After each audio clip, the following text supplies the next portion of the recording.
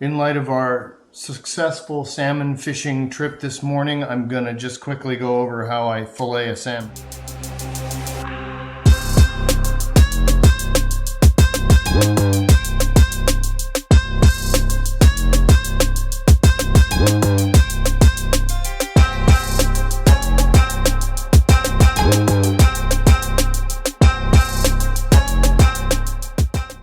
This guy is fresh out of the ocean, fresh out of the Puget Sound, and I'm gonna just do a quick fillet. We're gonna have it for dinner tonight. So first I start by cleaning the fish, which I've already done, and then I cut right behind this inner gill plate. You cut down to the bone, all the way down. And one of the most important things about filleting any kind of fish is that you want to use a very sharp knife. I have this knife that I use while I'm fishing, which is pretty sharp, but this knife, I don't know where I got it, but it's very sharp, and it says it's titanium, and it holds an edge really well, so I always use this one for filleting fish. So anyway, I start right here at the adipose fin, and I stab the blade through, trying to find the spine. You want to hit the spine of the fish, and once you do that, you know you've gotten all the way down as far as you possibly can, and then you stab it all the way through, and I just cut backwards, cutting down along the spine, just like that, till you get this little flap of tail. And then I cut along, right along the center of the back of the fish. And unfortunately, you probably can't see that, but anyway, I cut along the center, right along the back of the fish, and you keep cutting down, and this is where a really sharp knife comes into play, and is a really good thing to have, because that way, when you're doing your fillet work, doing your knife work, you actually don't have to work as hard to get that knife to cut through the fish, and you can focus on actually cutting along the bones and getting all the way down to the spine and not wasting any of your precious fish, especially when your fish is at the bottom of the size limit and you want to save as much of it as possible.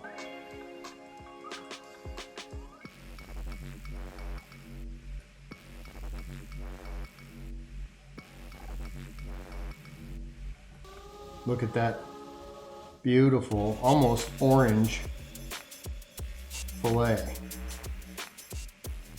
These are wild silver salmon. And today is opening day for silver salmon in the Puget Sound. And so this is actually a wild fish. He was born in a river and swam out into the sound, and is going to grace my dinner table this evening. So there he is. I got a little bit of the bone on there, which I'll trim off, but there's a nice fillet, and you can see that you right down against the spine. There's very little meat left on there. However, I do save these for crab bait because crabs love them. And so I'm going to try to trim this little bit of bone off of here that I missed.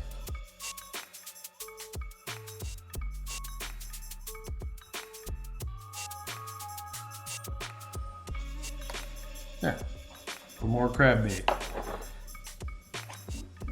And right there we have a beautiful little silver salmon or coho salmon fillet. And when you're cleaning a salmon or doing anything having to do with salmon, you always run the coldest water you can get, because salmon can what we call belly burn very easily, which is the fat in the salmon melts and the meat starts to come apart, and you don't want that. So, all right, as for the other side, it's the same situation, and I always find that it's harder to do one side over the other side. So for me, because I'm right-handed, the right-hand side of the fish is easier for me to fillet. So it's always more of a challenge. And again, it's the same exact routine.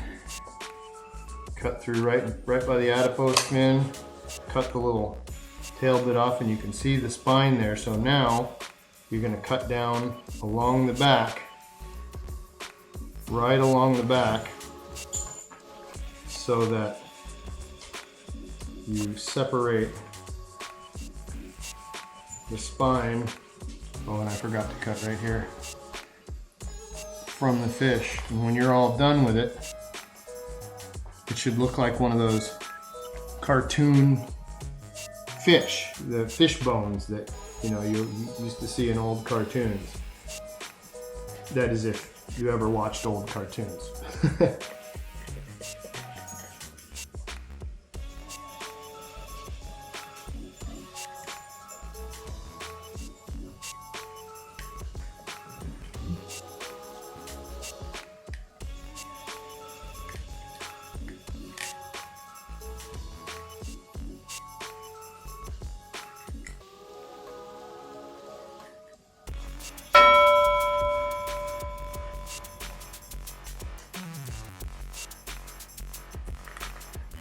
And when you're doing this, because you make sure and choose the sharpest knife you can possibly have, you also want to be very careful not to cut yourself, because I can speak from experience. You can cut yourself very easily with a really good sharp fillet knife.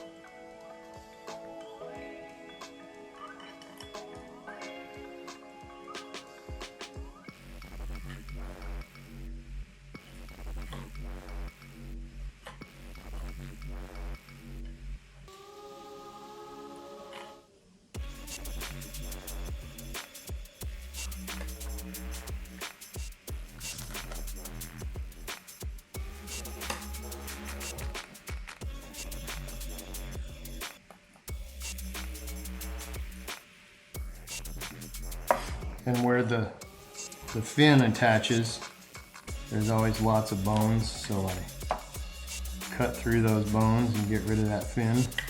Nobody wants the fin on there anyway. So there's the second one. See, as I said, it's not quite as pretty as the first one, but when it's all said and done, what's left of the fish is like the cartoon, where it's just bones and a head and a tail. And that's how that works. So I'll rinse this one off.